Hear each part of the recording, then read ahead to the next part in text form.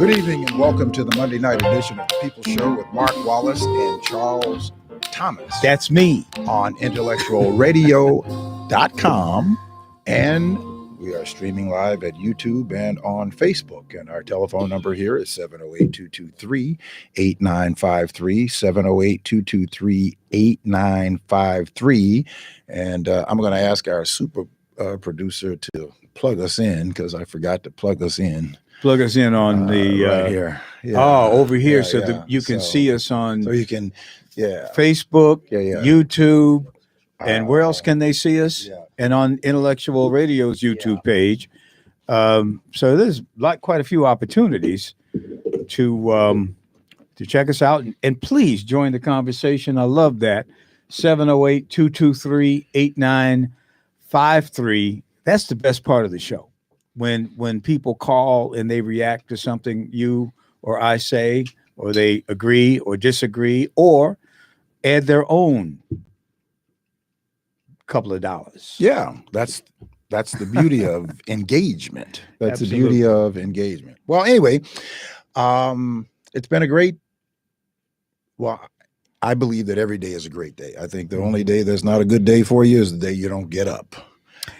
So every day, has some challenges, but there has been some horrific things going on. Things, my brother. But I like to talk about some good things also because. Well, you go ahead and talk about your good things. Then I'll chime in on the other stuff. So I'm a news guy, man. If it bleeds, it leads. Yeah, well, that's my, I guess, mentality. Okay, well, since I'm not a news guy, so there's a couple of things good that happened. One, there's a story that's on my Facebook thread. You'll see a guy by the name of Carl Roberts. William Begnaud, I believe his name, from CBS News, did a story on this young man who went into foster care at an early age, aged out of foster care, graduated from high school. Nobody went to his reunion. He aged out and went off, got himself trained as a hairstylist, took in his two siblings and took care of them. And they, at age 18 and 19, went on their own. And then he himself adopted five children, and is raising those children together. He adopted three of them, but they didn't give him all five because they didn't think that he would be able to handle it. How old is he? He is now, I believe, 28 years old, 28, 29 years old. He's operating a hair salon, in Ohio, and is, saying that it's tough to make it. They have this GoFundMe page for him. I contributed to it because I thought it was just such a phenomenal story. But those are great stories that are happening all over the country. What's the GoFundMe for? To help him with the children, raise the children. Yeah. He's doing it as a single father. There are quite a few, not quite a few, but there are other stories like that. The young brother in Georgia who is he's taking young men. I'll have to look this up. You just bring it up, and I haven't done it, but he's raising young men in a school, and he's basically becoming, he's not even 30 years old, and he's opened a school already for young men, and he's teaching them values and basically, he's being their father at that young age. Yeah, that's fantastic. Think about, I know there's numbers of those stories, but I was told that by a news professional that if they were to try to tell all of the great stories that are going on, they wouldn't have enough time to fill up the 22 minutes that they have. And you know what else they wouldn't get?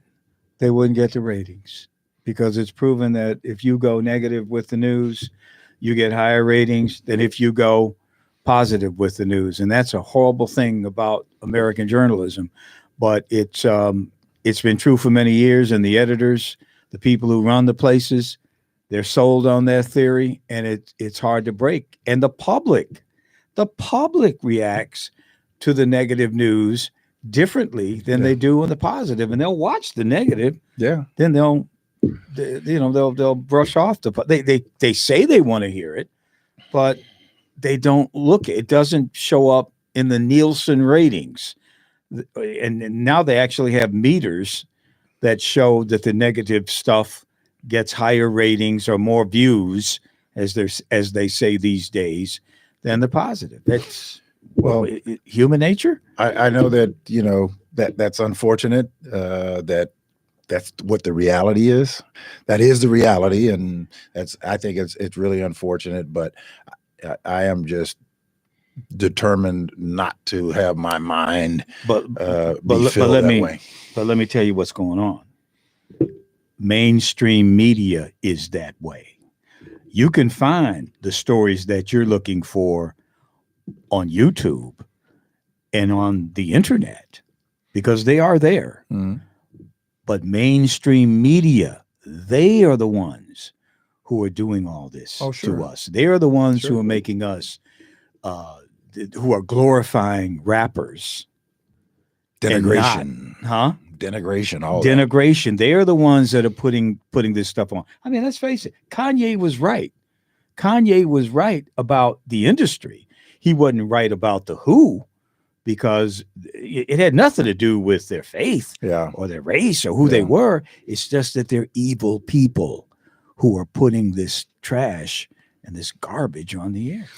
Yeah. And, I just, I hate that that's where entertainment has gone and all of this. I mean, we have been programmed in a sense, to be excited about that. Even, we get excited about action-packed movies. We call them action-packed movies, but in the real sense, it's violence, right? We go pay money to go see people shoot each other, kill each other up, on a screen and all that kind of stuff. So go to the next topic. Yeah. So that's a great segue. So go for it. So, and of course we had the horrific shooting down in Jacksonville, Florida, where a 21-year-old man, young man, filled with rage and hate, that went to a university, tried to go to a university, but some students at the university told a security officer, and they ran him off of the campus of the university. So apparently he was going to go there to try to carry out whatever his carnage was. It was a racist thing. And then he went to a Dollar General. But I want you, you're from Florida. Yeah. And I've been doing some reading about the incident. And I was especially intrigued about Jacksonville. I mean, Jacksonville, we think of Florida, we think of palm trees, we think of sunshine. I like to think of Miami. I like to think of, I know a lot of people in Tampa. And I know about Orlando and the whole, entertainment industry there, the theme parks. But what's up with Jacksonville, man? What is that?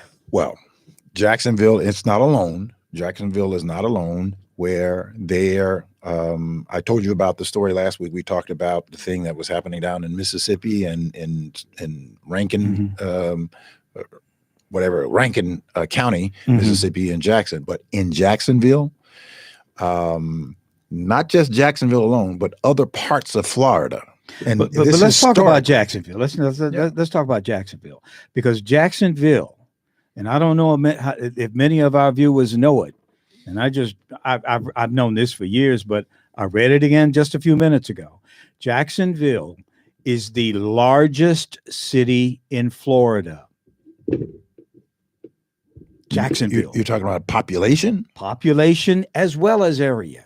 It's huge. It's a big place. It's a big place. It's the largest city in Florida, Jackson, and it's the city that spawned, if I can put it that way, Ron DeSantis. He's from Jacksonville. But I heard Cat Williams, the comedian, do a bit on Jacksonville, and he was talking about how it is the classic South. It is more so than any other city. Yes, Jacksonville has been known. Jacksonville has been known for a long time and even as kids, for a long time, it's been known that's not where black folks should go to settle. That's what Cat Williams Okay. was saying about Jackson. He said, "Man, Yeah. there were parks down there with Confederate soldiers ready to fight tomorrow. Statues of them." Right. It's been known that is a place where black folks did not go to settle. Now, there's a number of black folks that live there, right?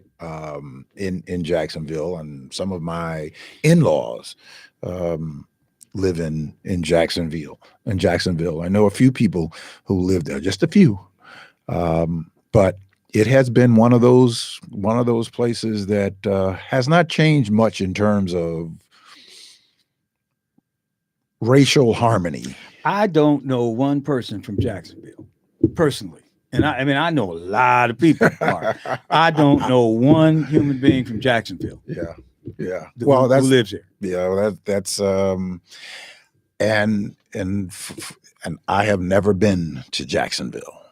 I've never been. You from Florida? You've never been to Jacksonville, the largest city in Florida. Never been to Jacksonville. Never had a desire to go to Jacksonville. I've gone to Tampa and Pensacola and all of those surrounding areas, but now let me clarify one thing. It is the largest city in Florida, but the metro area probably not. I would think the Miami area is probably larger. The Miami is a larger metro-wise. metropolitan area, I believe, in Florida. It's sort of like Kansas City and St. Louis. Mhm. Kansas City is a larger city, but St. Louis is a much smaller city, but a much larger metro area. And then yes, yeah.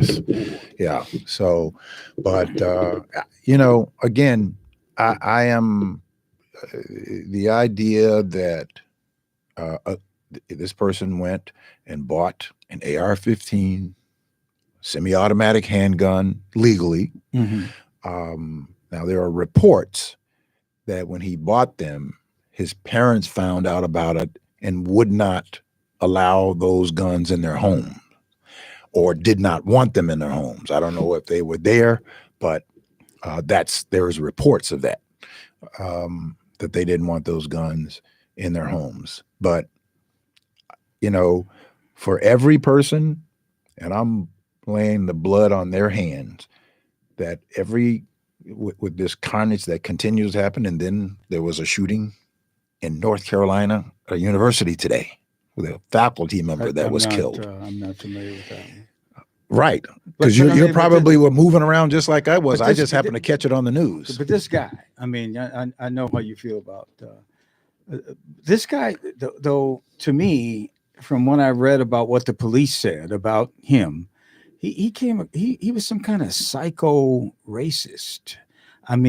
Where he was a maniac, a psycho racist person who wanted to kill Black people. Yes.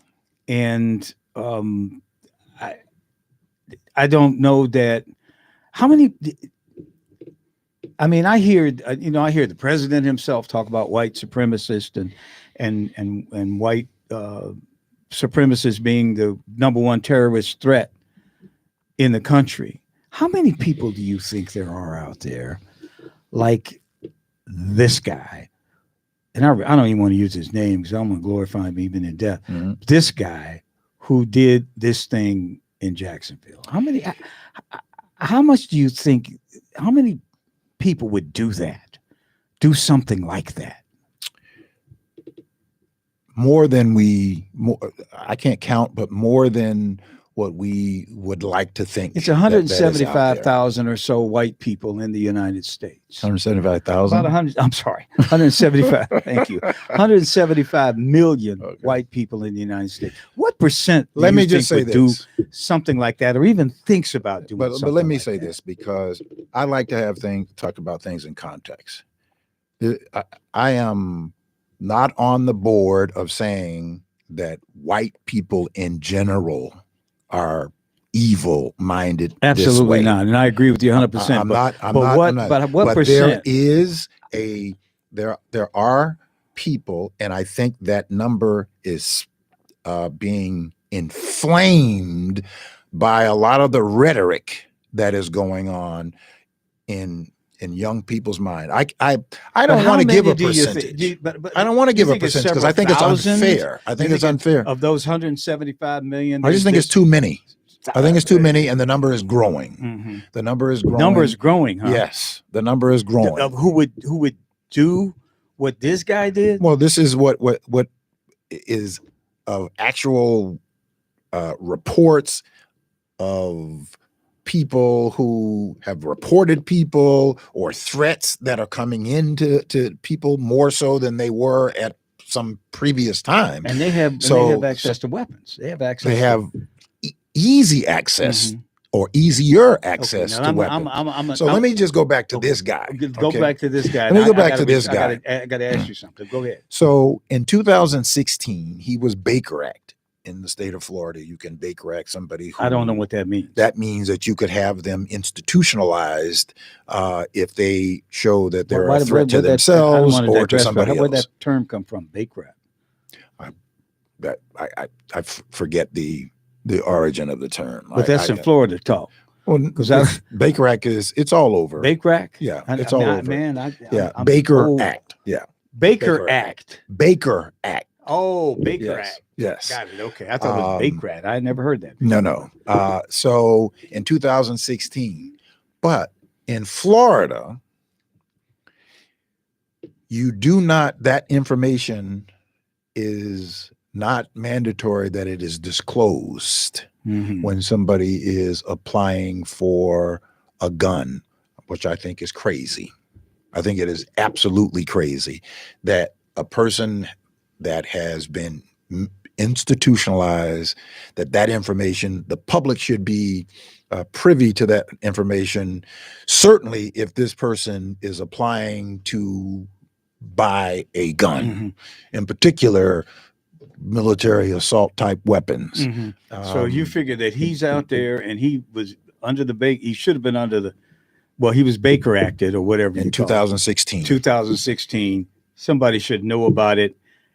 And he's my phrase, psycho racist, hates black people, wants to kill black people, like the kid in South Carolina, right, like the person in Buffalo.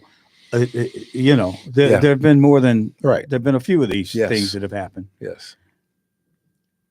Are you ready? Yeah. Black man, are you telling me I need to give up my gun? Because if these people are out here like that and they want to kill black people, you're going to tell a black man to give up his gun? I'm starting something. Okay. But are you? Is that what you're saying? Is that what you're telling me? No. Get your gun. Get your gun. Have it ready. If they got people out there that are going to do this, stuff like this, then you have to be able to defend yourself. And that is why there is a Second Amendment. So you can protect your home and your family from people who are slipping through the cracks. I mean, I want to see them Baker Acted. I don't want them selling them a gun, but they did.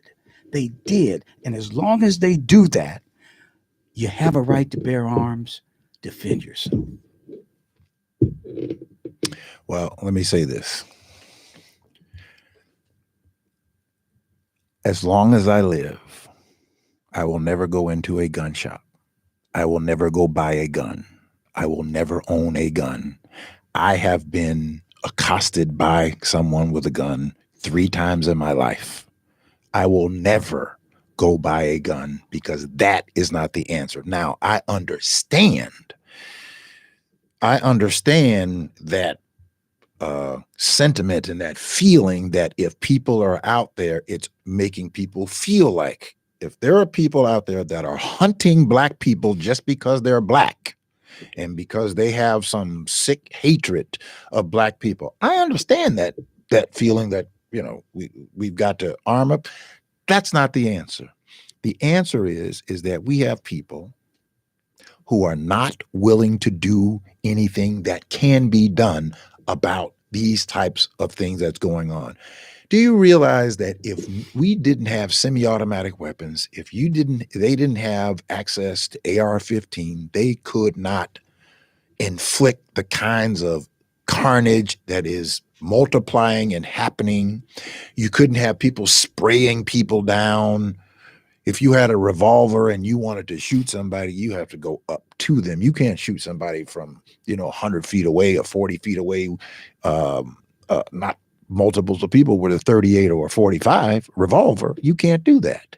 So the fact that we have these triggers, these weapons that are too easily available to civilized people in a civilized society, making it seeming like as though we are uncivilized, is unconscionable. And it is not that we can't do anything about it, because we can. We have to have people who are in public office that's willing to do what is necessary to reduce this kind of behavior. I can't change anybody's heart from hating, white, black, whatever. I can't change anybody's heart. But there are things that can be done to change people's behavior. Those things should be done. And arming myself, no. Because if I look up the statistics, it's going to show me that more people have been killed by their own weapons than they have defended themselves against somebody who have tried to kill them with a weapon, or a member of the owner of a weapon. And then if I look at statistics up right now, much larger number in between, where you have criminals using weapons. No, that's not a larger commission number of crime. That's not a large number. No, the That's largest number, man. No, it is not. Come the on, man. largest number of gun violence is suicide. Suicide? Suicide. Are you kidding? Really? No, I don't think so. I don't think that's true, man. Okay. I think that the largest number of gun violence. I'm going to give you the statistics. That's why I didn't want to look it up. Are the shootings No, they're not. that are reported every day in Chicago? I mean, you mean there are more shootings more suicides by gun in Chicago than homicides by gun? Today, I don't believe that. There are 28,432 gun deaths in the country to date. How many? 28,432. Are those all suicides? No. I would say total. Total. But I think there are many more homicides than suicides. Really? Oh, you think so? I haven't looked at the national numbers, but I do know the Chicago numbers, and I've been hearing them for the last 35, 40 years. More people are killed by homicide in Chicago than are killed by suicide when you talk about guns. More people shooting each other, shooting one another, than are shooting themselves. I don't have the numbers, and I don't like to talk about things. I've got the numbers. You don't have a breakdown. I have them. Yes, I do have a breakdown. What does it say? Homicide versus suicide. Homicides, 12,593. Mm-hmm. Suicides in what, nationally? In the country. What? That's all? 12,500 to date. Oh, to date. Okay. To date. To date. This right year. Now. Yes. Okay. 12,593. Suicides, 15,840. You make your point. I had no idea that suicides. I just look at the Chicago now. I wonder how the Chicago numbers break down. If that trend is true here in Chicago, or are we an outlier, as they like to say? I don't know. I just never got the sense that there were more people shooting themselves than being shot by someone else. The fact is, with the number of guns that we now have in this United States of America, more than 400 million guns, with a population of 340 million or something like that, 40 million people, 4% of the world's population, and we have 40% of the world's guns. We are the world's number one weapons supplier on the planet. Not only do we do AK-47s and 9mm pistols, we do Javelin missiles, we do intercontinental missiles, we do missile systems, we do all kinds of weapons for all over the world. In fact, I just read a story where they saw one of the drug cartel, when they were having their usual shootouts in Mexico, one of the cartel members had a Javelin missile. which is basically an anti-tank weapon. They had a Javelin missile, and they figure, how in the world does a cartel member get a Javelin missile? Well, they sent them all over there to Ukraine, and then the Ukrainians black market sell them elsewhere. They left $85 billion worth of military hardware in Afghanistan, and a lot of that has been black marketed. But we supply weapons all over the world. This country, and I'm not bragging about it, is a gun culture. A gun culture. We make weapons. The first white person off that boat was busting caps when they came over here for the first time. They were busting caps. That's how they stole the Indians' land. That's how they enslaved Africans with threats from these guns. They have 400 million guns, more guns than people in the United States of America, because it's a gun culture. Not that way in France, because in France, they started with sticks and stones. Not that way in England. We saw Braveheart. They were fighting with swords and rocks, man. But in this country, it was forged in gunfire. And we live that today. And America, in this person's opinion, either has to learn to live with guns, or this country will not exist. Because I just don't know how you get rid of 400 million guns, because the bad guys, like this person in Florida, they ain't gonna give their guns up. They're not gonna give them up.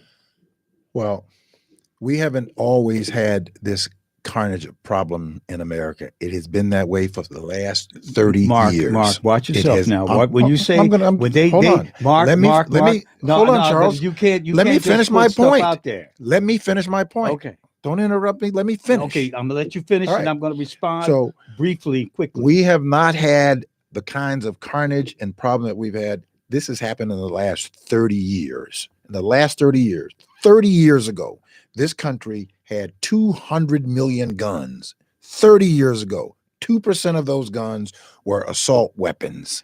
2% of the sales of those guns are assault weapons. Today, we have more than 400 million. 25% of them are AR-15. The sales are AR-15. And this is because a policy that our government allowed to expire and allowed to unleash this candy culture of guns. I just wanted to correct you on a historical point.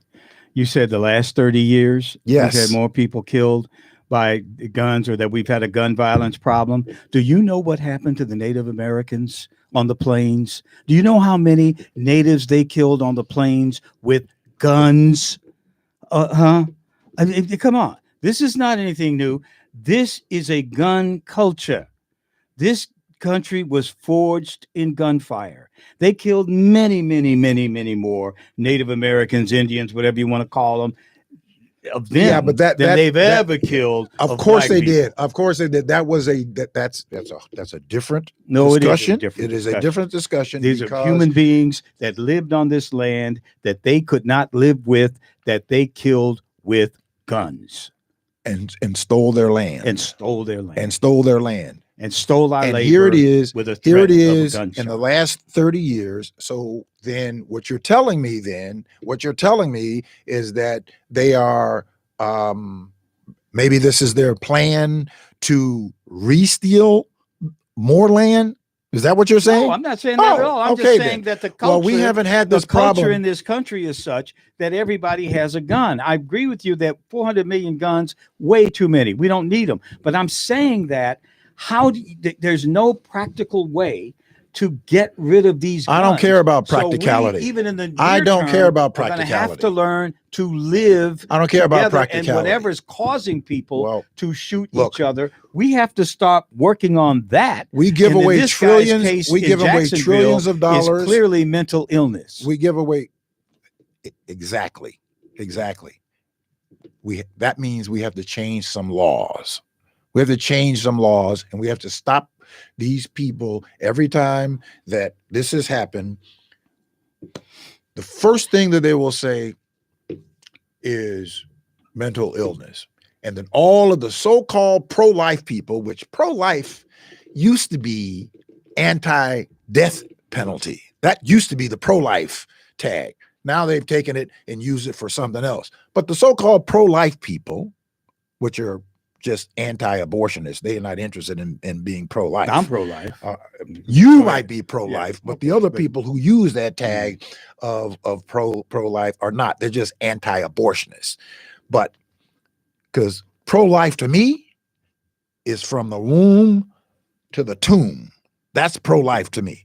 So, but I don't want to get off there. So, here it is. You are. But the other people who are selling that nonsense are not. They don't care anything about it. I don't know what they. I just know that I'm pro-life, but I have absolutely no right to tell you what to think or what to do. I don't. I will tell you what I think and what I would hope, how I hope I live, but I'm not going to tell you what to do. But I don't want to digress into that conversation. Yeah, we're talking about guns and gun rights and how do we protect ourselves from these crazy people like this psycho racist in Jacksonville if there are a lot of people like that. Now, personally, I think that this guy is a psycho racist. Was a psycho racist. Do I think there are a lot of people like that out there? No, I don't think there are. I mean, I think that this guy. There are too many. Well, there was one too many in Jacksonville. There are too many. The fact of the matter is, I don't think that you're never going to put a number on into a what was a Dollar General. Yes. If I went into a Dollar General, I'm not looking over my shoulder for somebody in there with an AR-15. Yeah, well, neither one of those people and the black woman who was sitting in her car going to the Dollar General didn't even get out of her car before she was slaughtered by an AR-15. Or the 19-year-old young man who was slaughtered by the AR-15 and the other woman who was slaughtered by the AR-15 and one woman who he chased around the store, shot at, and thank God she was able to get out the door. That he didn't shoot at her, and then he went back into the office and texted his father and told his father to go into his room with a screwdriver and then turn the gun on himself. Yeah, I mean, I really wish there had been someone in that store who was strapped who could have taken care of him. I mean, it wouldn't have been me. I don't carry a gun, but I mean, I've read stories where, there's somebody there who happened to be concealed carry, who got their gun out and defended the public against whoever the shooter. Charles, I've heard of that. So, I don't.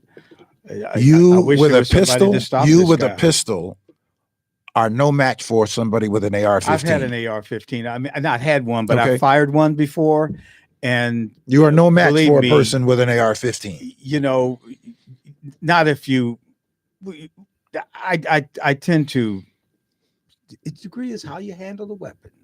Okay, because most of these people out here with AR-15s, they don't necessarily know what they're doing, and if you a civilized society have no business having an AR-15. We have no business selling an AR-15 in a civilized community. Period.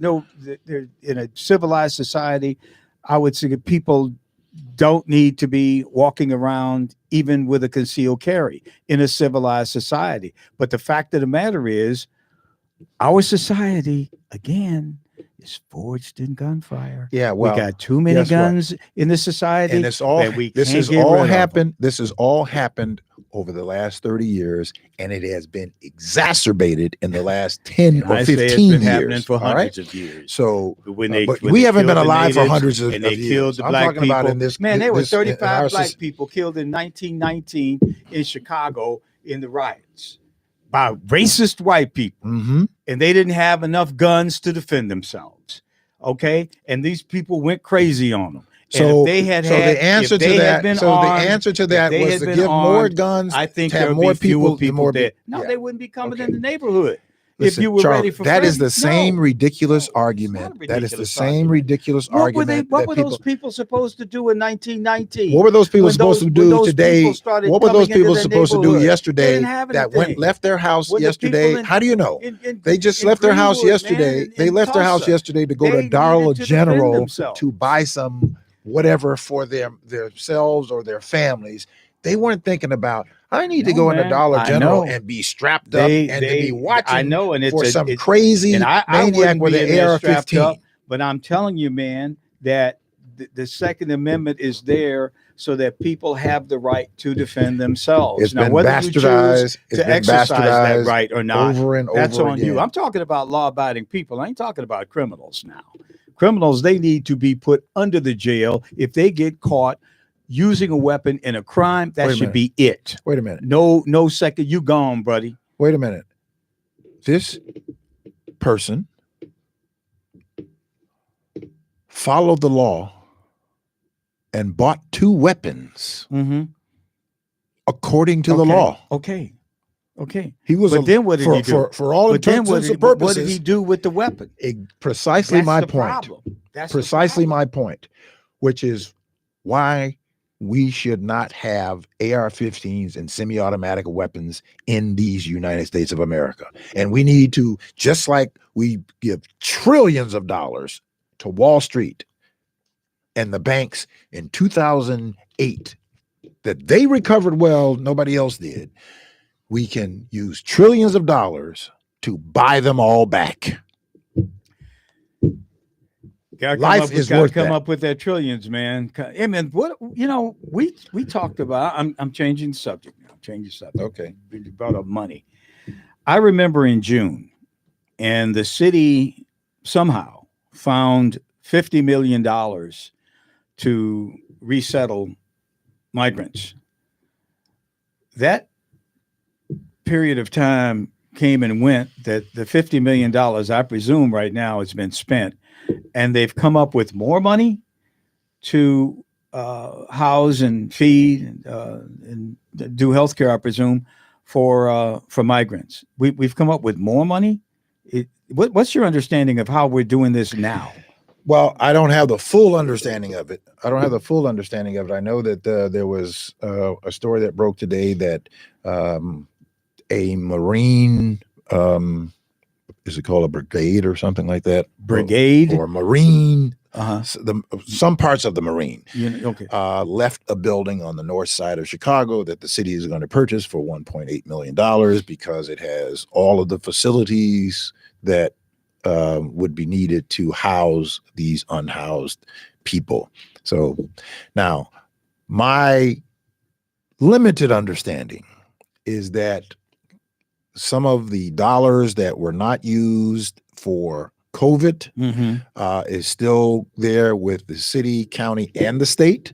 And so some of those funds are being used, but I'm trying to learn more as to how this is being taken care of, because again, it's a federal issue that the federal government is going to have to address. I was going there, man, because that's where I was going, because I look at the stories out of New York City and other stories in other parts of the country.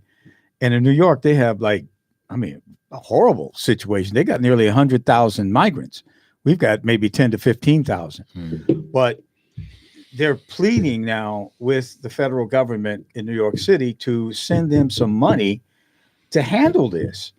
And I'm wondering, why hasn't that happened? I mean, why doesn't the federal government immediately step in and help cities like Chicago and New York, where, I mean, I can't imagine how Mayor Johnson is going to be able to get his program up and running that he wants to do as a new mayor when he is being hit with these $50 million hits all the time. I got to figure we're probably approaching $100 million in Chicago. Now he's talking about changing the transfer tax to raise $100 million to help the homeless programs for the unhoused, as you guys like to say, homeless programs. Man, that would be gone already. $100 million would be gone just from June until now, housing migrants. And when the federal government really is not doing anything to stop the influx of migrants, then what are we doing? We're just spinning our wheels, and homeless people in Chicago who were homeless last year living on the side of the expressway, nothing's going to be done for them. because all of that money for homelessness is being soaked away by the influx of migrants. And we're a sanctuary city, and I have no problem with that. But at what point does Joe Biden understand what's happening to the cities? I thought he was, the cities, that was his stock and trade. That's what he won. And he's not doing anything for Chicago and New York City. I don't get it.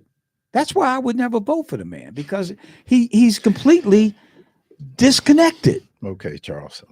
But listen to that. You got your visceral disdain for Joe Biden. It's not visceral. It's a fact. No. But this city needs are you money really to help concerned about resettle the these issue? people. Yes, Are you really I am. Okay. Yes, I am. Then, okay. Because when I All right, see so somebody then lie talk to about me, then talk and lie about to this. them, Then talk about this in the context it should be. You know good and well that Joe Biden or Barack Obama or George Bush or Bill Clinton alone cannot do that. That's why you have, let me finish, 435 members of Congress that is responsible. But they're not interested because it is about using people that they don't care about as political leverage. They don't care about dealing with this. They could deal with this in 15 minutes if they wanted to do something about it. This president, the previous presidents, and other presidents have sent proposals to Congress that have done nothing about the immigration issue because they don't. So okay. I'm not, it is not credible for you to suggest that this is a Joe Biden problem alone. It's just not. Donald Trump did nothing. Wait, don't interrupt me. I didn't interrupt you. I was very carefully not to do that. Donald Trump was building a wall. Oh, please. Okay, wait. He built a wall. You can see it, the remnants of it, before Biden stopped the construction of it. The number of people coming into the country as migrants was a mere fraction of what's happened over the last 3.5 years. True. Wait, Mark, don't interrupt me, man. I didn't interrupt you. But you're not Mark, being truthful. But I am being truthful. No, you're not. Donald Trump built a wall. You can look at any TV show and you can see the wall that he started building. He was doing something. He shifted money from the military budget to build the border wall, $5 billion. He shifted from defense spending. That somebody else was going to pay for it? Fine. But whatever, it was being built. We did not have the problem in Chicago that we have today. We didn't have the problem in New York City that they have today when Trump was president. Now, I'm just telling you, there are things that a creative chief executive can do to control the situation at the border. He could dispatch troops down there. He could spend military money and just say, hey, you're not coming in unless you go through, first of all, the door that we have set up first for you of all, to go through. There are fewer people coming across the border. Fewer people coming across the border than have been coming across the border in many years. Are you kidding? So what's happening in New York City? What's happening in Chicago? Let me finish. Why we got people sleeping let me finish. Because you have Republicans who are trying to leverage. Of course they're not. There are Republicans who are sending them here. Democrat. Not a single. Hold on a second. Name one Democrat that lied to asylum seekers and put them on planes and buses and sent them somewhere. Name one. Yeah, you sent them somewhere. You say it's to another city.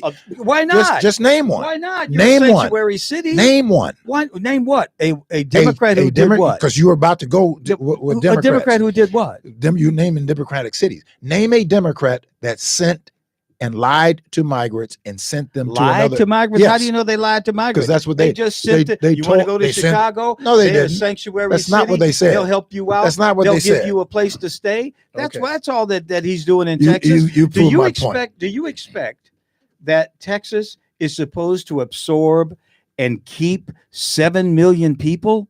Are you saying that?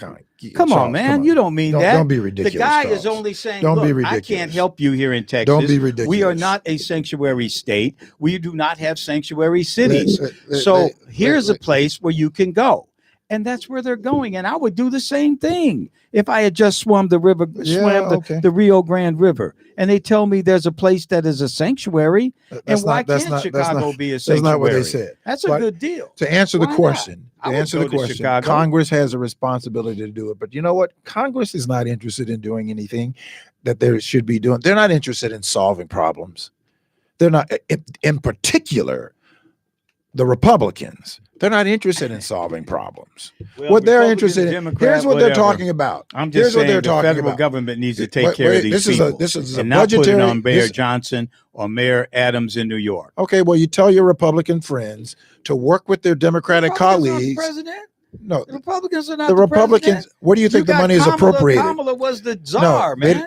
We don't operate. We don't have a dictatorship here like Donald Trump wanted it to be.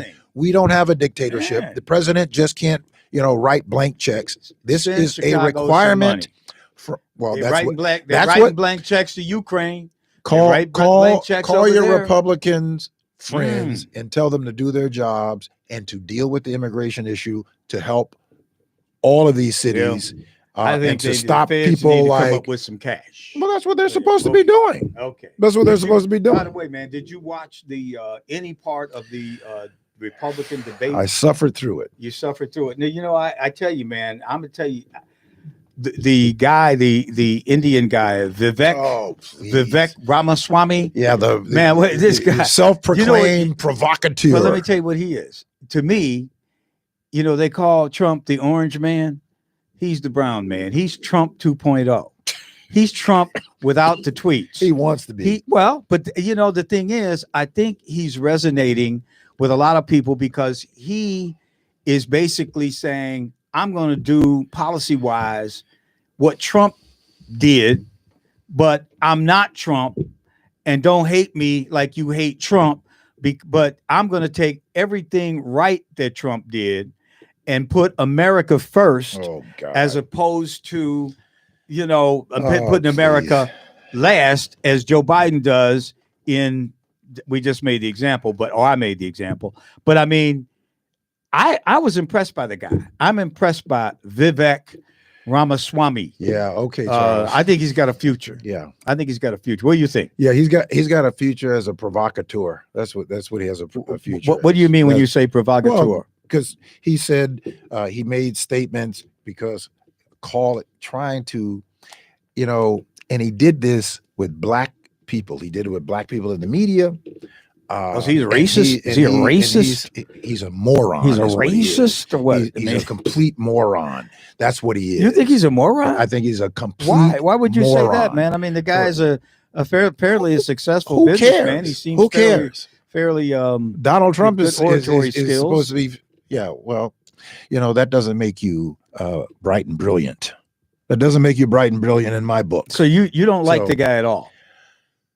First of all, you call him a moron. That's a pretty heavy thing. What he has, the things that he has espoused, like what? Are not policies. Like what? Like espoused that somehow, or he tried to equate a black scholar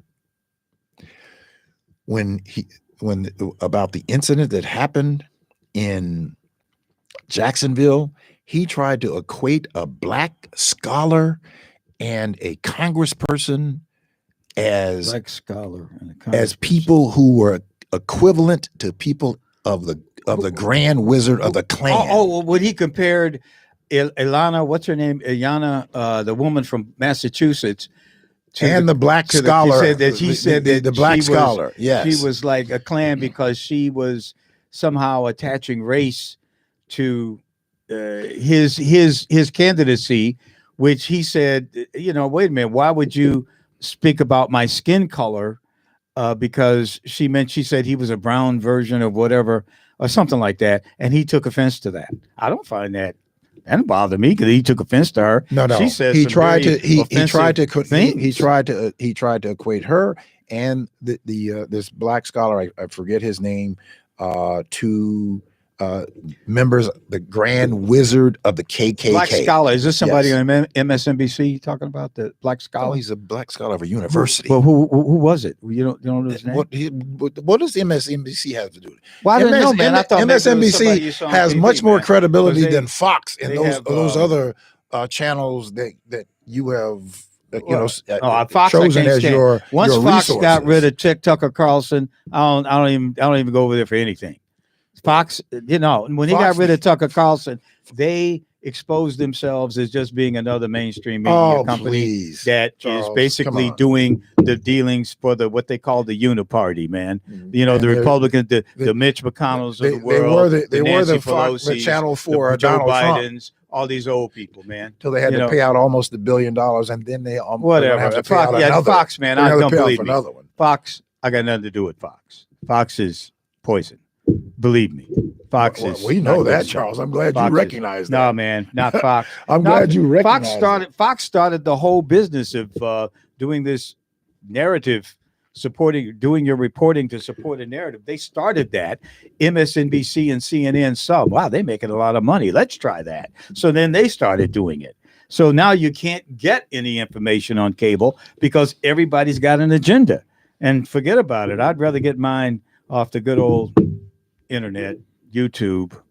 Just find my sources and work with that. Okay. Well, anyway, to answer your question, I suffered through it and didn't learn anything new. They weren't talking about policy. They weren't talking about solving problems. They were just, there was maybe a couple of little points, but nothing of any real substance. Yeah, I like Vivek's vision. He has the vision thing, I think, more than anybody else who's running. I mean, he talks about what the country could be and not what it has been and its failures, which I think too many the other candidates, they lean too hard on that and they divide in doing that. But I think he's talking about a vision that basically is one that's born out of his own experience as an immigrant, because after a while, pretty soon, people, there are going to be more immigrants in this country than we've ever had before. And I think they are going to be basically the soul and spirit of the country. I mean, people aren't coming here from the Congo because they believe America is some systemically racist place. They're not coming here from Kenya. They're not coming here from Ghana and Nigeria because they think America is a systemically racist country. They're not them. Yeah, right. So they are the new face of America. And those who want to complain about it and talk about white supremacy all the time, like Joe Biden being the number one terrorist threat in the country, those people aren't paying attention to him. Yeah. They're looking at Vivek saying, it's a good thing. It's a good thing that people are talking about things that are real concerned that other people want to pretend that's not important. So, but they didn't offer anything. He's certainly not offering just because he's made some success when he was in college or whatever. He's unlikely to win the nomination. I mean, I think that's pretty much Trump's to lose. Yeah. But I think he's hanging around for the same reason that Gavin Newsom is hanging around. Gavin Newsom is hanging around, I think, because. But let me finish, Mark. Please, Gavin Newsom is much more substantive than those ridiculous people you're talking about. Gavin Newsom is hanging around because Joe could die. Joe could become ill. He got this problem with his son. But then you have people like Vivek. He's got a problem with the chairman. Wait a minute. You said he's got a problem with his son? I'm not going to sit here like this all night, man. You said he's got a problem with his son? Yeah. He's got a problem with his son. What's the problem? The problem is his son was involved. His son was involved in all of these business deals. What's that got to do with Joe Biden? They're trying to find that out. Guess They're what? trying to find that out. Your chairman this morning said, Mark. let me just tell you, your chairman this morning said, well, wait a minute. Your chairman said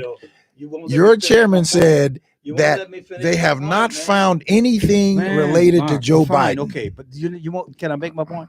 Okay, I just want to make sure that you. Well, did you know that? Well, there's a lot going on with. Did you know that? I didn't know that. Okay. Now, I think that Vivek and DeSantis are hanging around because they don't know what's going to happen to Trump with the 4 indictments. So you've got a sea of characters here where nobody believes in both parties. There are disbelievers about the longevity of the people who are the so-called front runners. And I think that's what we're looking at. And in 14 months, really in 12 months, a year before the conventions, a lot could happen, man, to Trump. A lot could happen to Biden.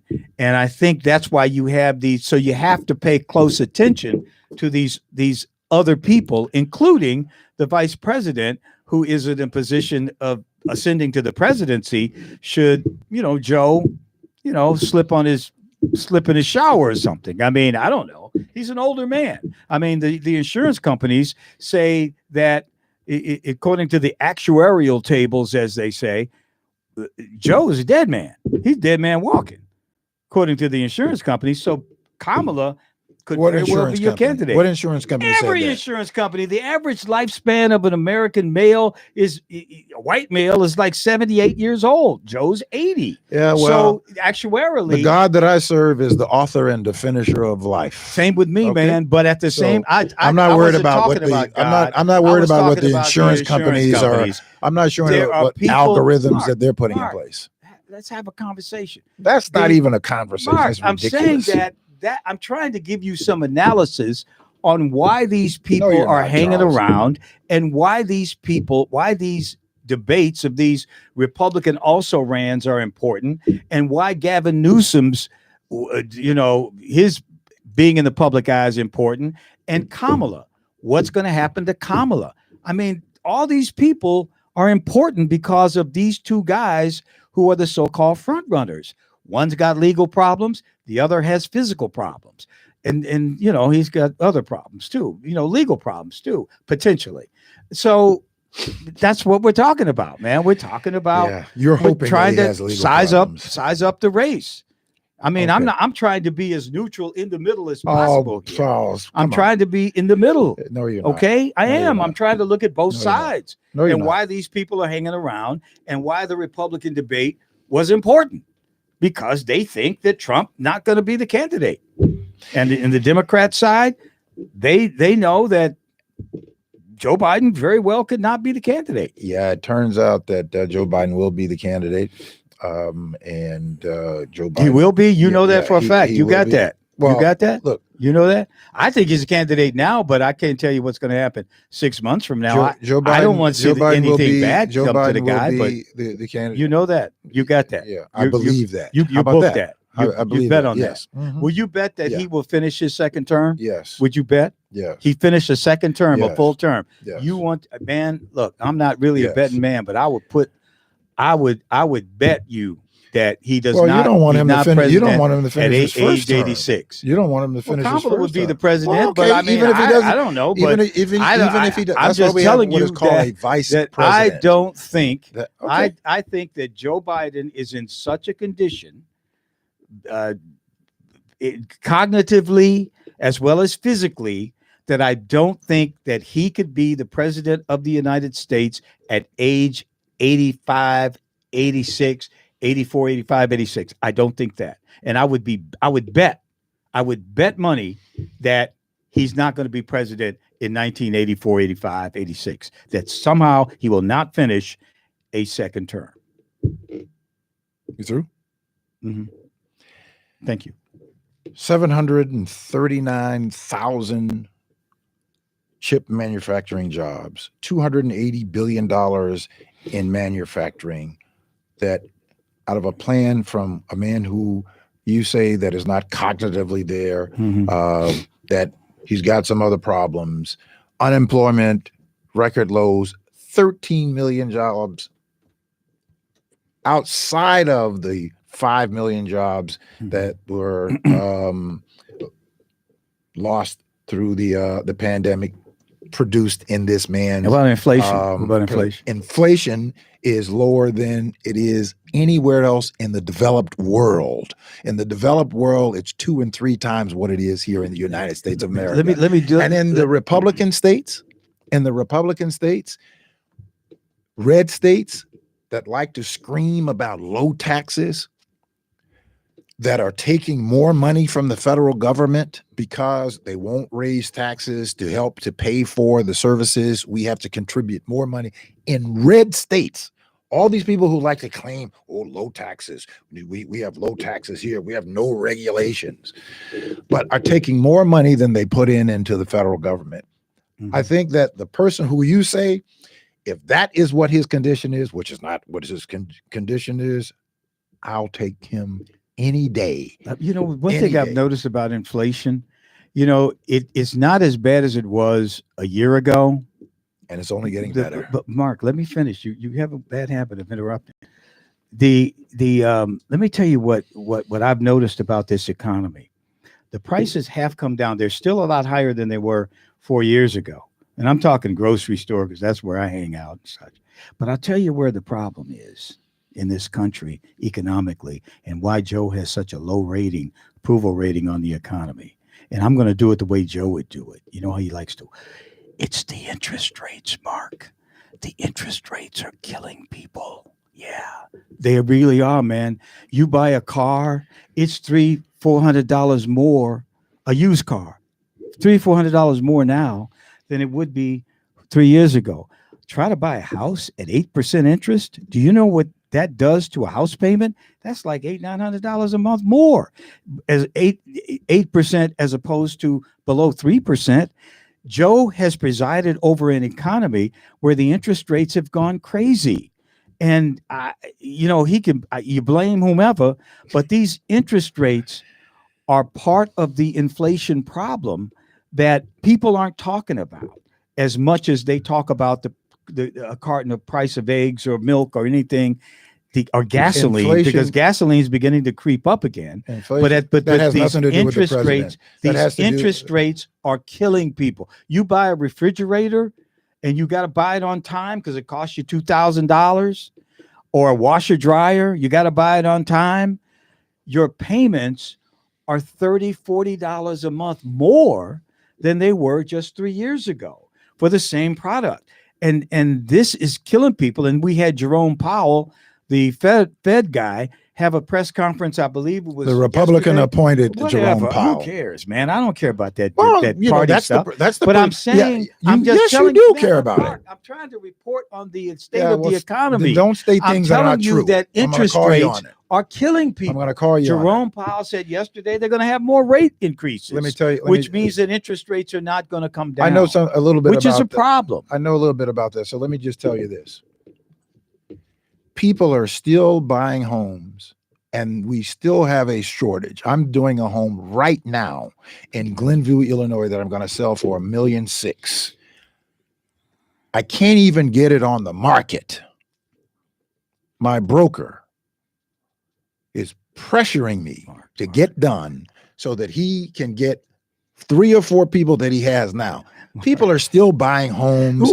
People are still buying $1.6 million homes. Hold on a second. Who are those people? Hold on a second. Those are rich people. Can I finish, Charles? Don't interrupt. Affected by the price of eggs. Charles, don't interrupt me. Let me finish. Don't interrupt me, because I sell homes. 200,000, 300,000 people are still buying homes. The housing market is still bustling and still very strong. Even though people are paying higher entrance rates, people are still buying homes. 708-223-8953. Give us a call here on the People Show on Intellectual Radio. We're, what they say, chopping it up, talking about everything from the economy to whether this horrible racial attack in Jacksonville, Florida, talking about politics, talking about it all. And you can join the conversation. Just give us a call, 708 223-8953. You're listening to The People's Show on Intellectual Radio. So, today marks the 60th anniversary of the March on Washington. 60 years ago, Martin Luther King spoke along with some 250,000 other people that were there, talking about the issues that we see happening today. And his granddaughter spoke. And at the hour that she was speaking, this horrific racist attack was going on.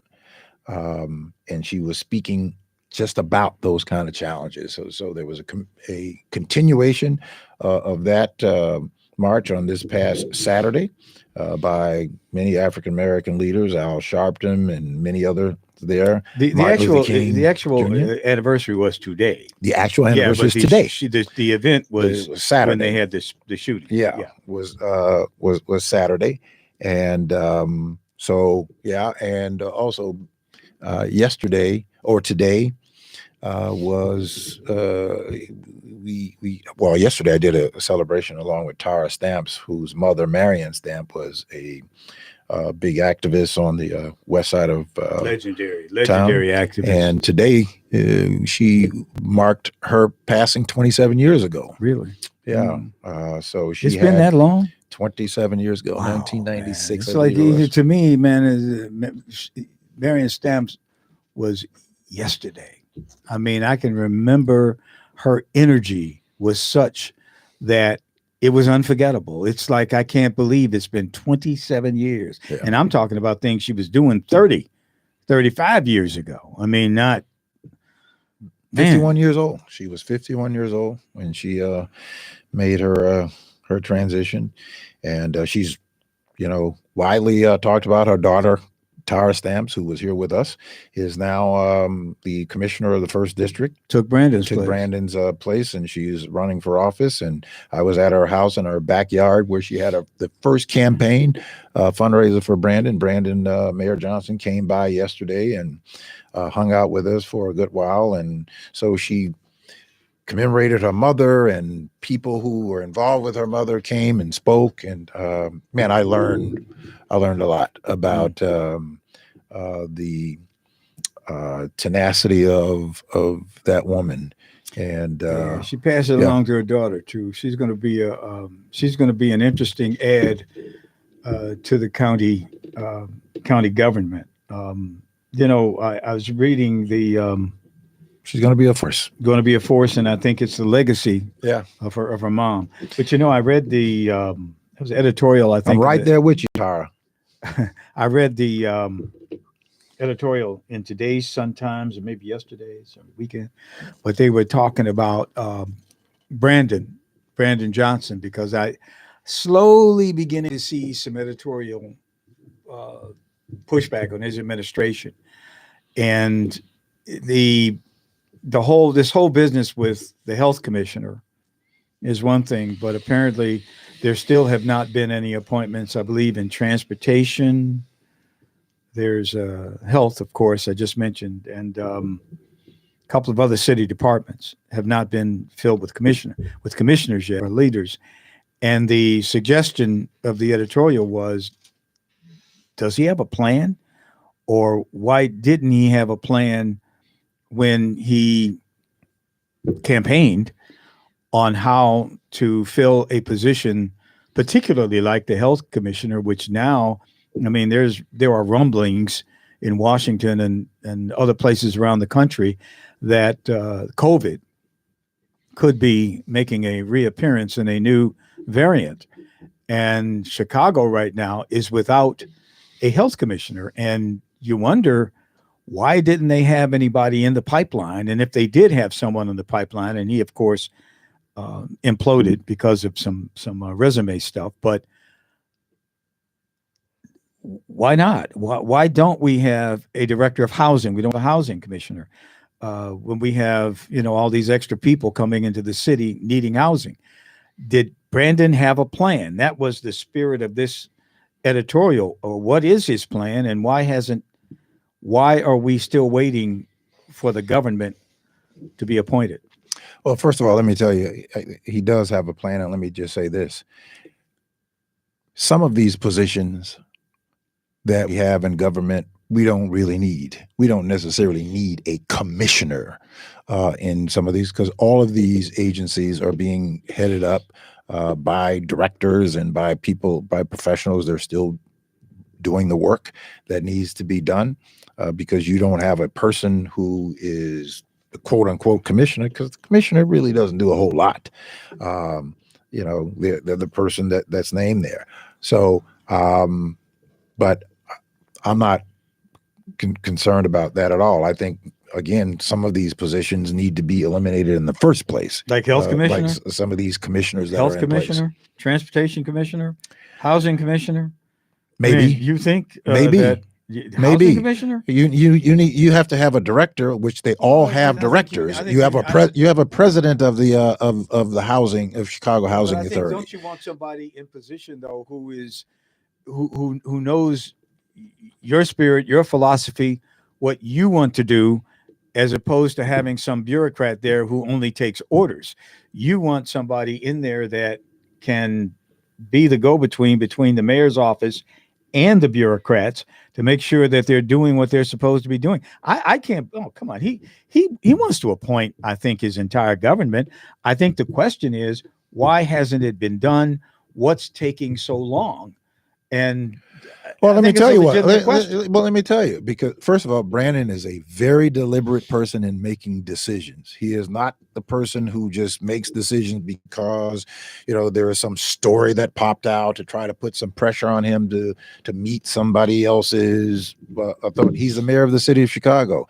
He is on the inside. He knows what is going on, and he is going to make those determinations. He deliberates on making decisions, and he makes those decisions. But it's something that people are beginning to question. Okay, that's all. I mean, that's okay. I just noticed that editorial, and I think that Sun Times is a very supportive, newspaper when it comes to Brandon Johnson's progressive government. But when they start writing stuff like that, you got to wonder, like, well, they need to fill some space. They need to fill some space. No, and fill space. They need to fill some space. They're raising a question, and they want to know.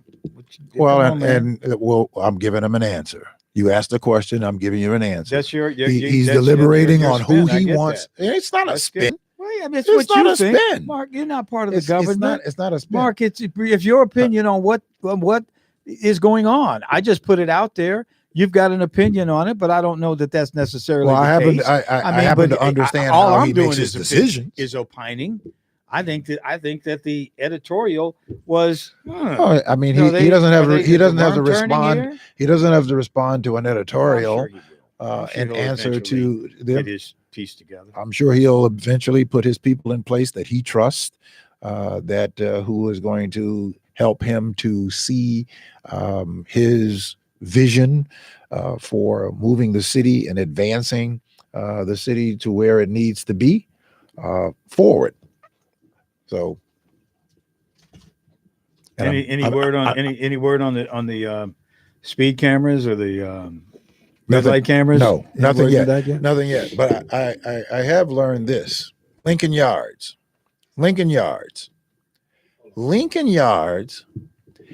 is running out of money. I heard that too. And they tried to go to the pension. They tried to go to the pension, the teacher's pension, to get some financing. They are having trouble finding finance. They ran out of money. Yeah, they ran out of money. In fact, there's apparently part of this, and this is something you can keep your eye on because I know you're very concerned about it, that you've mentioned it several times, that there's a lot of money coming with the Build Back Better or whatever the Joe Biden program is. Yes. They're trying to get that money, a lot of it, and put it on this Union Station rebuild downtown. And that's a classic move because they take it and they put the money downtown, and then your neighborhoods it will never get built back better because the politicians will take the money and steer it toward this Union Station project that they have going on the. That's where we need to get focused. There you That's go. where we need to get focused to making sure that money, that the check that's been written to the state, that it equitably doesn't pass our communities by. They're working on it. They're trying to take it. Yeah. Hey, we got a phone call. Hey, good evening. Good evening. How are you? Hey, we got a. Good evening, guys. It's Don. Hey, Don. How you doing, my friend? Doing really good. First, I want to say something to Mark. As you talk about guns, and I feel your passion. I hear you as you talk about it. But you've got to know, if you were to announce, if the government were to announce that it was going to take away people's guns, it would start the revolution. I never said anybody was going to take away anybody's gun. I've never said anybody about taking anybody's guns away. Well, but isn't that inherently what you're saying? That No, we don't it's need not. the guns. Well, how are we going to get rid of them? How are you going to get rid of them? What are you going to do? Do a You talk about huge the gun AR, buyback. You talk about the AR-15s. Yeah, go ahead. I said you talk about the AR-15s, and then you talk about suicide. The only people who commit suicide with AR-15s are the idiots like this one who went in to kill someone and tried to do a mass shooting. People who are committing suicide with guns are not using AR-15s. That's just not what's happening out there. But they're using a gun, aren't they? I thought your problem was AR-15s. My first of all, my problem is the over-proliferation of guns that has happened in this country over the past 30 years. That is a huge problem that we have. This is not, again, the kind of carnage that we have going on now has not always been, even though we have had guns. It has been. No, it hasn't. No, it has How did they kill all those native people, man? Look, they use guns for a lot of that. I'm talking about what has happened in this country in the last 30 years. 30 years ago, we had 200 million guns. 2% of those sales were semi-automatic and AR-15s. How many years ago? 30 years ago. Okay, 30 okay? years ago. Yeah, it was about 300,000, 300 million Americans. We have over 440 million or whatever that number is. Now, 25% of those sales are semi-automatic and AR-15s. All right. My point to you is this. First of all, that's a pistol. First of all, we need to eliminate them all. Buy them all back. Even the Glocks. And buy them all back. Man, 400 million. Mark, what you don't appreciate was this country started because private citizens had guns. Washington said to the Minutemen, "Please come with your guns." And this is never going to change it. Look, we had a ban on assault weapons in this country up until 1994. Do you remember? Up until 1994. And it just made it feel comfortable. It wasn't real. It was theoretic. No, it was real because we didn't have the kinds of mass. It was like taking off your shoes at the airport. No, it's not. We take off our shoes because they tell us it makes us more safe. The AR. Anywhere else in the world, they don't take their shoes off because they know it's not real. Yeah, and they don't have as many guns in the rest of the world. They don't have as many guns in the rest of the world. That TV show called The Rifleman. Yeah, thanks, Don. He had that Winchester that he could cock. Yes, man, that was the equivalent of a AR-15 back in the 1870s, man. I mean, they can kill mass numbers of people. Yes, you could. Yes, you could, compared to using a musket.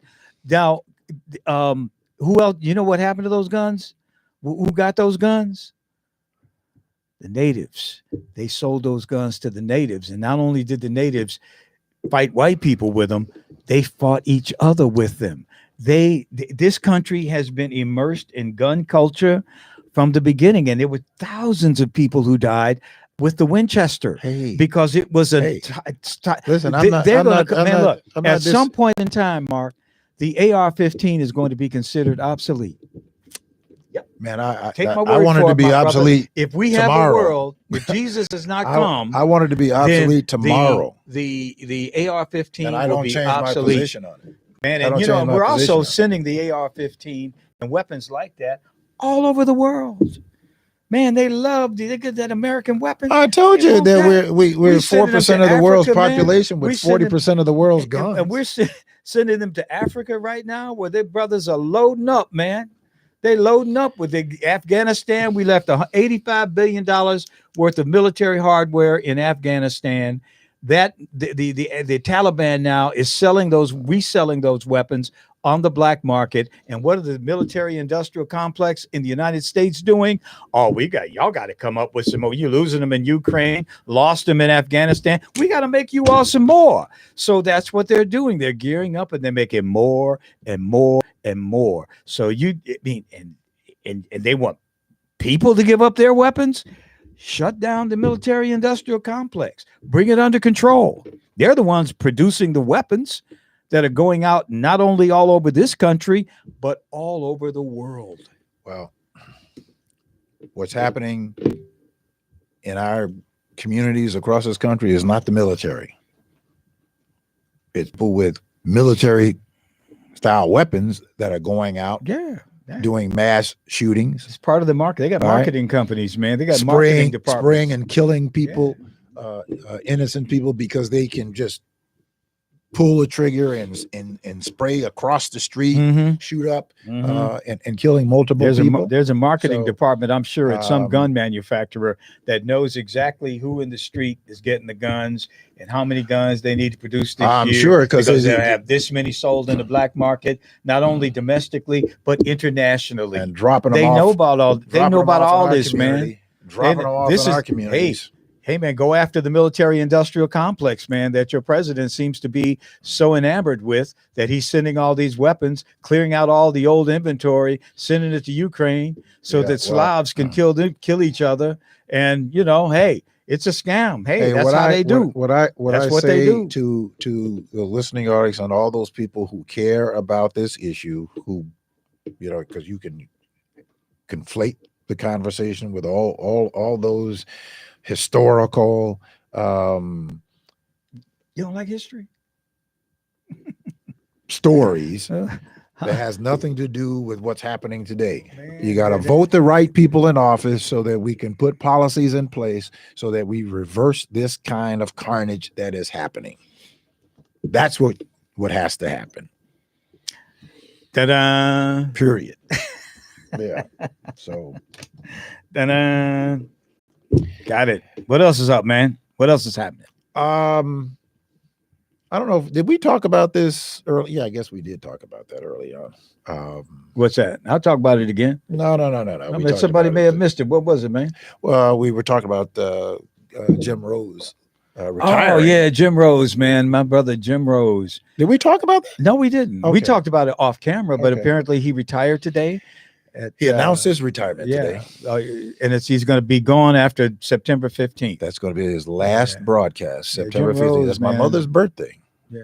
High energy brother. I mean, very high energy and very interesting. Yeah, he kind of reminds me of me. Oh, wait a minute. Hold on a second. Do you have the ability? Do you have construction abilities? No. I'm telling you why. Why? Because he is. I'm going to tell you why. Because I'm going to tell you something about Jim Rose. Yeah. Jim Rose never fell for the okie doke. He was a black man's black man in the newsroom. He was uncompromising.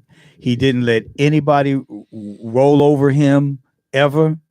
And he knew how to go into that situation with supreme confidence, and he could move in any theater and be, the sports guy. Well, he's very good. But I'm talking about his attitude because see, a lot of people, they can't last in that kind of situation because there's a lot of stress, particularly when Jim and I came up in the game. We were like the first of the first.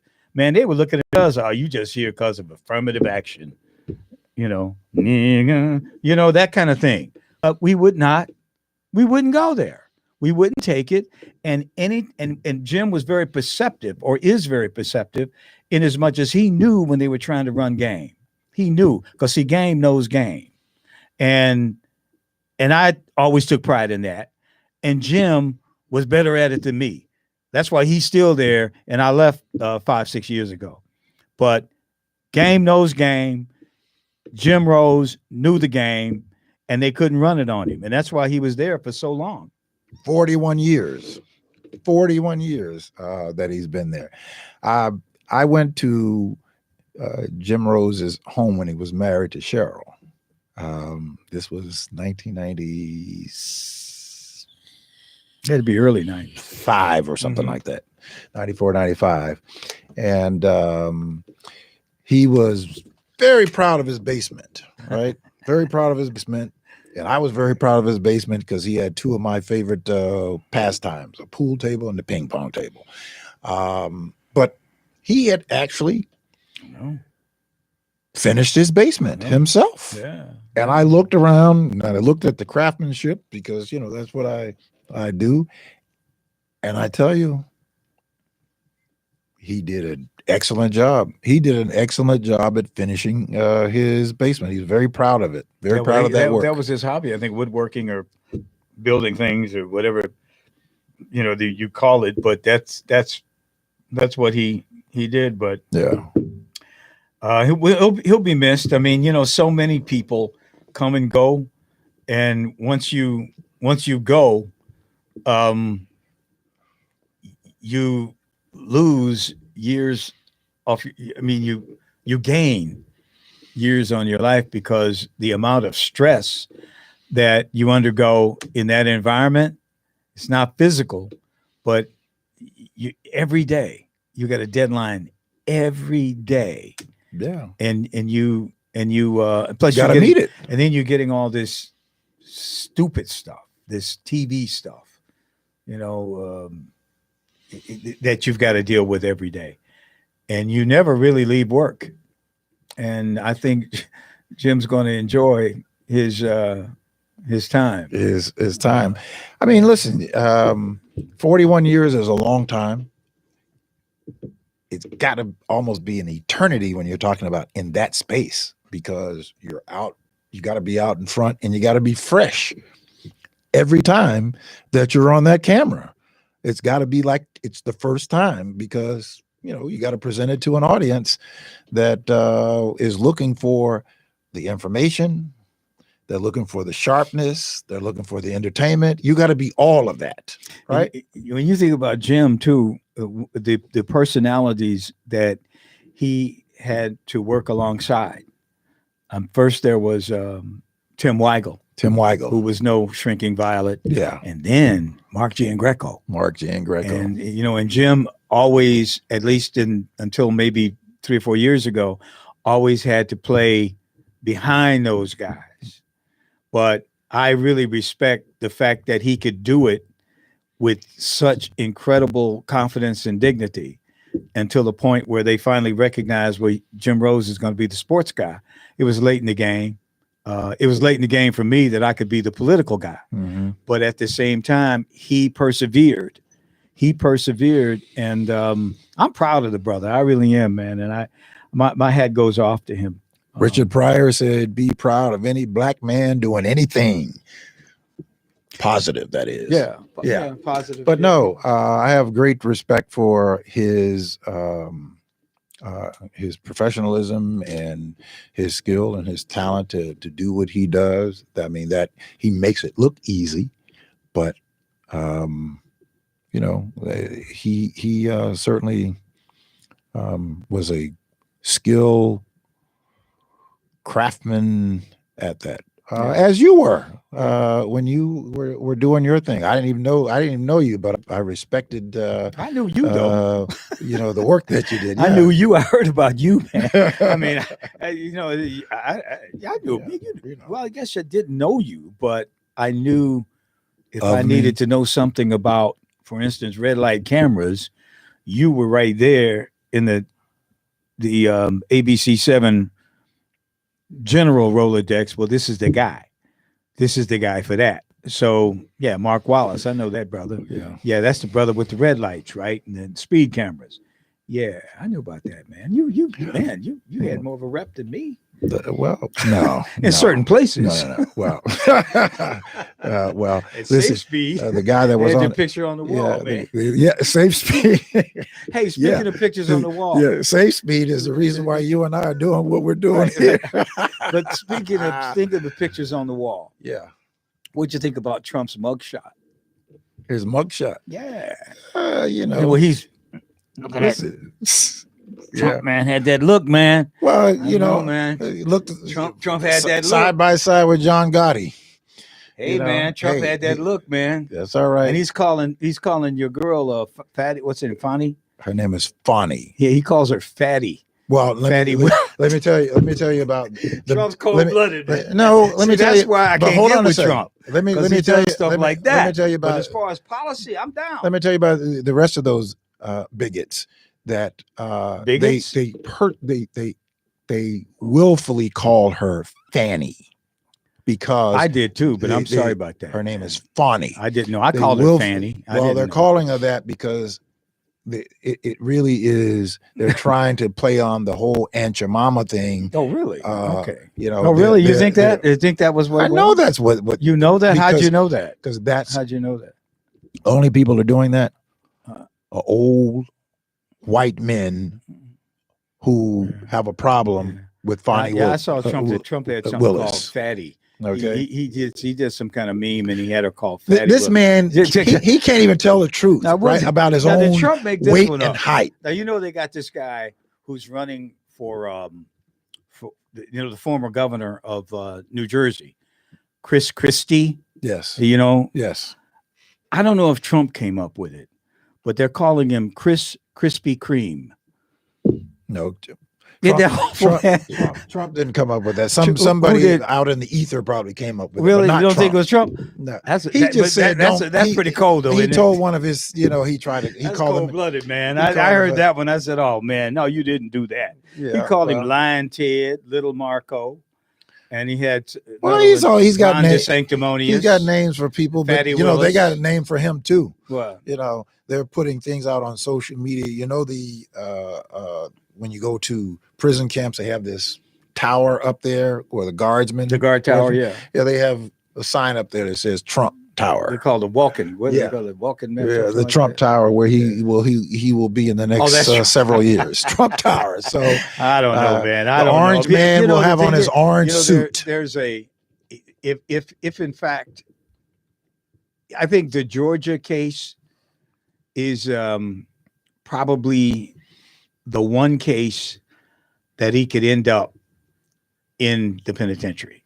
That's the only one that he could be jailed on. He will be jailed on that one, and he will be jailed on. There you go, predicting again. Now you just back off, man. Yeah. Just back off and say, I'm saying that is the one that, if things fall the right way, it can happen. Now he could become the president, despite it, because there's nothing in the Constitution that says if you go down on a state charge that you can't be president. You just have to be a naturalized citizen. But the 14th Amendment, there's a debate now that's happening with the 14th. There's a 14th Amendment yes, that says if you are convicted of an insurrection. No, it doesn't say that. Yes. Well, I don't look, I'm not a lawyer. You went to law school. Solely say that. But I'm saying that I think his biggest hurdle will be the Georgia case.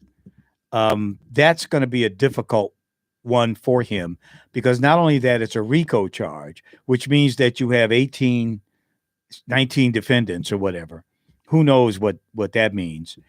But other than that, I mean, he's using this so far. His support, it seems to have solidified after the Georgia indictment and the mugshot. He's got T-shirts out. He's got memes being done on the internet, and certainly none of his competition in the Republican field. He's raising money. I don't know, man. I don't know. Looks like it's going to have to be some extraordinary stuff to get him off the ballot. And the rest of the world, unfortunately, this is an opinion from me, the rest of the world is looking at this going, whoa, Is that what American democracy is? Where you take the leading opposition candidate and you indict him state and federally 4 different times? It's almost as it's a bad look. It's a look that's as bad as this guy who led the mutiny in Russia suddenly dies in a plane crash, and the Russians say, "We didn't do it." You're right. I mean, it's a bad look for the Russians, for Putin, when this guy Prigozhin got killed.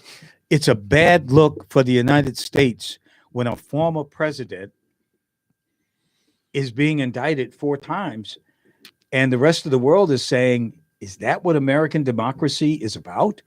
And I just, and then, a big concern I have is that down the road, if Republicans ever retake the White House or the executive branch of government, they will do the same to Democrats.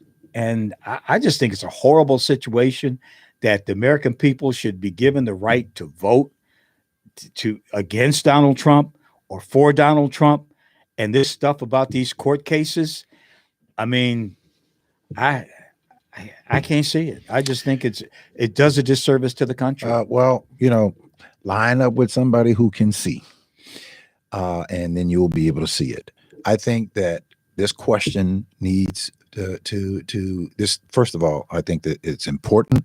It's unfortunate that we are here, but I think it's important that we see it through. I also think that it is important, and this argument should be argued, and it should be argued in the court, and the courts should determine it. This argument about Section 3 of the disqualification from somebody holding office, and there are people who are well-noted Republicans and Democrat that are constitutional scholars on both sides that are arguing that some arguing that this applies to him, and some arguing that it doesn't apply. But I think that the secretaries of states, which there's one in New Hampshire and I think in New Mexico, are considering having a hearing, and then of course it will go to court, and then it will go to the Supreme Court. And I think that it should. I think it should make its way through the court, and the Supreme Court should make a decision on the 14th Amendment. On the 14th Amendment question. And when you think about the fact that Trump, it's not Trump's. He appointed 3 Supreme Court justices, and there is a solidly conservative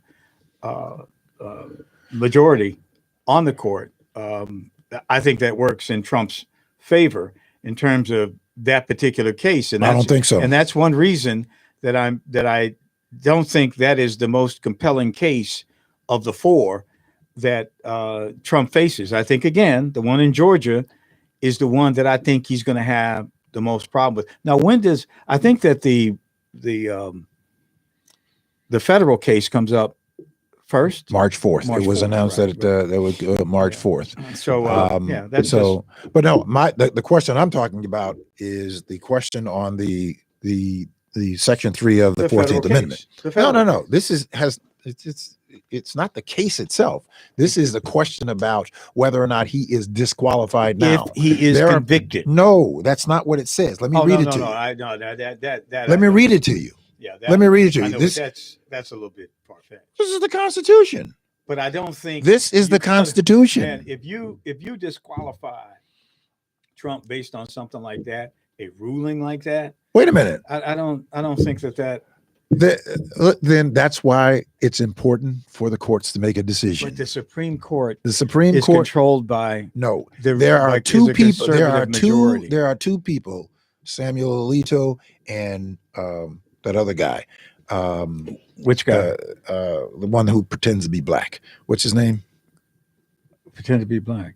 Yeah, the black guy. What's his? Well, you mean the black justice? Yeah, male justice. Yeah, Clarence Thomas. Oh, him. Okay, yeah. Those are the 2 people that, regardless of whatever, they're going to vote with Trump. But the other justices on there, including the other Republicans, we'll see. Those are Those people Yeah. are institutionalists. We're doing very. Donald Trump We're will going not- very, very, very. Well, I'm just saying. What if on this He one? won't survive that. That's a little bit. I'm Yeah. just thinking about the cases that'll come up, and he'll be going to court really 3 or 4 times before the election, and we'll see how that plays. And His and- attorney says he's a Superman and that he doesn't need any prep because he knows the rope and he knows the facts. He doesn't need any prep. His own attorney went on national television and said that she should be working for Jack Smith. I mean, I know another attorney, and I won't call any names, locally, who prosecute or who defended a case here in federal court, who had no business being in federal court, but he defended a case in federal court. And for the first time that I ever hear a judge, much less a federal judge, who gave him a rope, and he didn't even see that she was giving him a rope, said, "This is the first time that I have presided over a case where the defendant has been prosecuted by both the defense attorney and the government." Gave him a way to call and ask for a mistrial. He was too stupid to even see that she was trying to give him a way out. but the lawyer was too stupid. The lawyer. Yeah. Yeah. So I'm not going to call any names, but that woman today that went on television, one of Donald Trump's attorneys went on television and said, he doesn't need any prep. He knows the ropes. He knows the facts. No, He doesn't need any president of prep. the United States. I think he's trying. I think he's trying to. But his other attorney said what they call that is Bigfoot. He's trying to Bigfoot the court. I'm bigger than the court. I am the former president of the United States, the Republican nominee to be the most powerful person in the free world, the quote unquote free world. And he's trying to Bigfoot, and Trump is going to try to Bigfoot every one of these cases. That's not a bad strategy if you've been the president of the United States. Not in the court of law. Sorry. Well, I don't know, but this won't work. All of these cases are built on novel. At least I'm parroting now.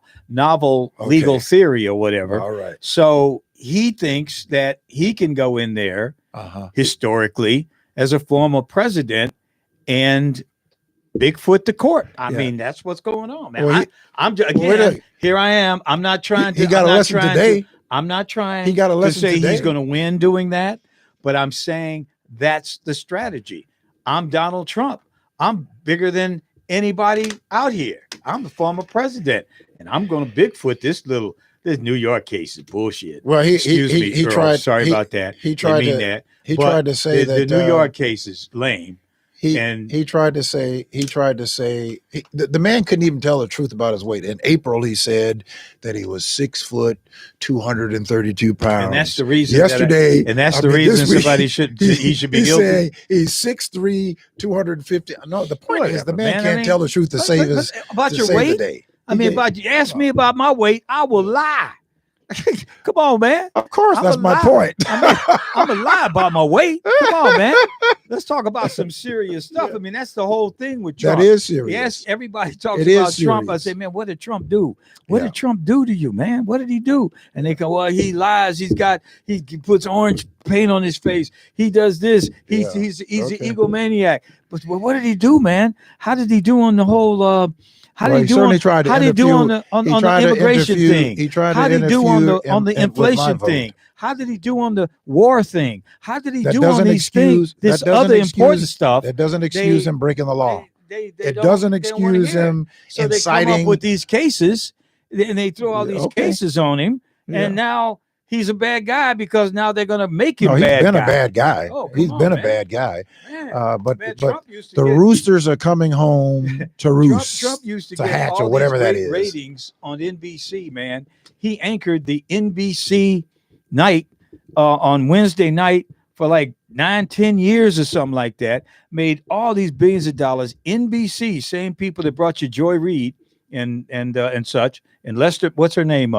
Rachel Maddow. He worked for them for 10 years. Now they call him a racist, horrible person. Well, he is. Wait a minute. Why did you all hire this guy He to is. do all this stuff? You He mean to is. tell me that NBC tolerated this Nazi, racist, horrible person for 9-10 years? Yeah. What you guys say about that, NBC? Yeah. It's all politics, Yeah. Mark. No. Politics. I'm sorry, Charles. Politics, It's not all man. politics. It's politics. This man violated the law. Yeah, he violated the law. man. What did he do? He tried He to. told He that- wanted he to. told He that wanted to hooker hold on to. that, He wanted to man. hold on to power. He wanted to hold on to power, know, and he man. could not accept don't know. losing because he's a loser. Well, I like and he that's tried why to I like thwart- all he tr- his little stuff. That's why I like Vivek. Little stuff? Because Vec Come on. will be just like Trump Yeah. without Trump stuff. I'm not worried about. Vivek, I'm not worried will about. I'm not handle worried it. about him. Yeah, right, Vivek? Yeah. He won't be around. No, I like the won't guy. be I think of the Republican candidates, he's the one that I think he has a future. Oh my He God, has a Charles. future. I like RFK Jr. and I like Cornell. Cornell is a fallback position for me. I mean, Cornell, if he gets on the ballot, might be problematic in Don't Illinois. Waste your But- vote on Well, I ain't Cornell wasting my West. vote. I ain't Don't waste wasting your vote on my Cornell man. No. Cornell I'm West, voting for the please. brother if I have Yeah, to. you If know. he's out there, man, and Republicans don't come up with something different, Yeah. man, I'm Well, going with look. I gotta give Cornell a look. Charles, and I we like know- RFK Jr. If you're sitting here telling me, man, if you're sitting here telling the audience that you're cool with Vivek, no, Cornell. you're I cool gotta with hear Vivek? it. I gotta hear him out. if you're I telling wanna me hear you're cool Cornell. with Vivek, I want to hear Cornell in a debate. I want to hear what he has to say. Come on, man. I'm not going to write the brother off Oh, come at on. this point. come The on, election's not for please. 14 months, man. Yeah. If the No, Republicans and Democrats, the Republic come is up much with more I important mean, let's face than, it, than Biden and Trump giving, might not be there. I said that early on tonight. They might not be there. yeah, You don't know who you might. that's how we ended up with George you might Bush. End up with We don't need to end Vivek up with another George and- Bush. and get Grazzy. What's it, Greasy? Gavin Newsom. We don't need to You end up could with come another up with George all Bush. kinds of stuff. Gavin man. Newsom would be a great president. You think We he don't would need. be? Yeah. Why do you say that? What did he do? He's a very What has he bright done? man. He's a very bright man. What And has he he's done? done? He's done a good Like, job what did he do? in California. What did he do? Certainly managing through Mhm. all of the challenges that they have had to manage, including with these complete. They have this serious thing with these wildfires out there, Mhm. and he did a pretty good job Mhm. through COVID. What did he do in What COVID? He was it? did a good job. How many people have 33 million people in California? 40 million people in California. At least they're losing them Yeah. because people are So- trying to get away from Gavin Newsom's so, government and his taxes and his homelessness and crime. Yeah. They're leaving California. It's losing more people than any state in the country, while Florida is gaining more people than any state in the country. Go Yeah. figure. One of the But I wonder why highest people inflation want to rates. leave California, where Gavin Newsom has done such a bang up job, and people are leaving. Companies are leaving. Man, People are San leaving- Francisco, I people think are leaving- Nordstrom just People are closed leaving today. states all over They're leaving places because all there's over so the much country. homelessness and Yeah. crime in San Francisco right now that Nordstrom closed Yeah, this today. We've This got a was their homeless problem last all day of across the business. country. We have Huh? a homeless problem all across the country. Not like And California. I tell you, Not like I tell California. you, it is Mm-mm. something to see. I was watching about doing a news documentary that they were in Vancouver and over in Britain with the homeless issue and with the drug problems that they have and trying to fight it with the fentanyl. Mhm. I mean, it's tragic. It is horrible, man. It is just It's horrible. tragic. That is what's happening, and certainly, in a country as wealthy as our country is, to see that people are in these conditions, that is just absolutely deplorable. The fentanyl thing is amazing, man. It's online. There's this website. It's called Tales from the Streets, and it's set in Phoenix, Arizona. And this guy goes out there with his phone or whatever, some small camera, and he talks to these people who are on the street who are using, they call blues.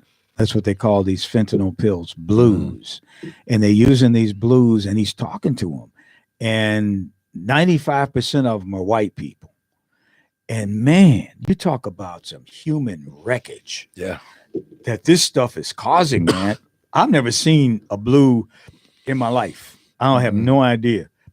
But this stuff is just breaking these people down. And we hear about all the deaths of people. Yeah. Well, it was pointed out that some of these people that were using this stuff, they never heard anybody who died because they're so isolated that people just die and you don't even know it, that they've dead.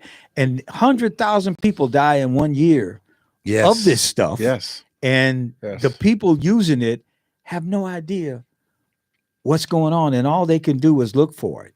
Look for these little. Well, they have in Vancouver, the problem is so great. They have a police unit that their job is to just, because people are just laying out, overdosing everywhere. Their job is just to go to make sure that these people have not overdosed, or if they're overdosed, that they can pick up the bodies. Just shake them and say, you up, buddy? Hey, are you okay? And then they don't arrest them anymore. They've been trying to figure out how to manage it by, they have these what they call user areas where they provide them with I know, but I think that's part of the plan, man. I think that's part of the plan. Because when we go to a digital currency, the dope man is going to be out of business. And they plan to sell the dope to the people, controlled by the government. Well, they're giving these it to dispensaries. Yeah, they're giving it to them now. But these dispensaries that we have setting up all over Chicago, that's part of the game. Because at some point, you will not be able to buy drugs from the dope man because it'll be digital. How you going to do it? With your PayPal? No, they'll know. They'll know every dime you spend. I don't know about but that. They're going to have drugs. The but underground, the government's going to sell them. Yeah, but folks are not going to these dispensaries paying $80 for what they can buy on the street for $30. Yeah, I'm not going. A lot of people are going, man, going to the dispensaries because not black people, huh? Not a lot of black folks.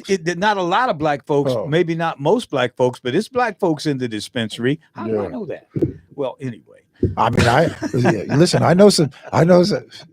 What does you've been in some dispensaries? I've been in several dispensaries with some black folks. I've seen black folks in the dispensaries. Oh, I thought maybe you went with some. What were you doing in there? I was in there. I'm a reporter, man. I check stuff out. You retired.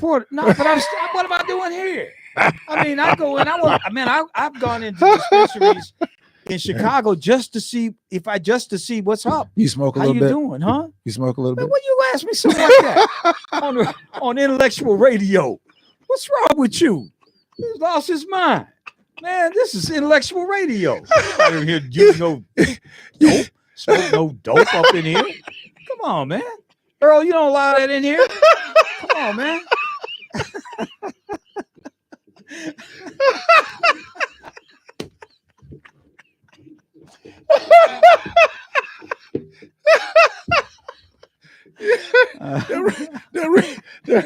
That reminds me of a story in the Bible. What's that? When the Pharisees said they caught the woman in adultery. Oh. If you caught her, adultery ain't something that you see just open in the wide open. You must have been in there. Yeah. Man, in fact, they have one up in where was it? Indiana, doesn't it? We do need a good laugh every now and then. They're proliferating, but I think that this is the leading edge, giving drugs away in Oregon, decriminalizing.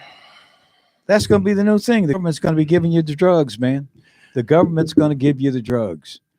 Well, I have not been in any dispensaries. I don't even know. You've never been in? No, I don't even know where. Go in, man. Man, look, Illinois now is last place I need to be is a dispensary. So some casinos and abortion mills. That's what J.B. Pritzker has brought to the game in Illinois. Yeah, well, I mean, no big industries. Chicago doesn't have any new factories or anything like that, but we got weed, casinos, and abortion. That's our new. Well, look, we still trying. Economy. Yeah, well, thank you, JB. Don and the rest of the people, working with me, we still trying to get rid of these red light cameras, and I don't need to be going nowhere or get no case or no story so that the people who don't want me, rattling them about, red light cameras and speed cameras can come and say, see? Anyway, we've had a great time tonight on the People Show on Intellectual Radio. We're going to be here again next week. We won't be here next week. We'll be back in 2 weeks. Yeah, we're back in 2 weeks. Yeah. But until then, I'm Charles Thomas. I'm Mark Wallace. And we've had another great show, and we'll see you again the Monday after Labor Day.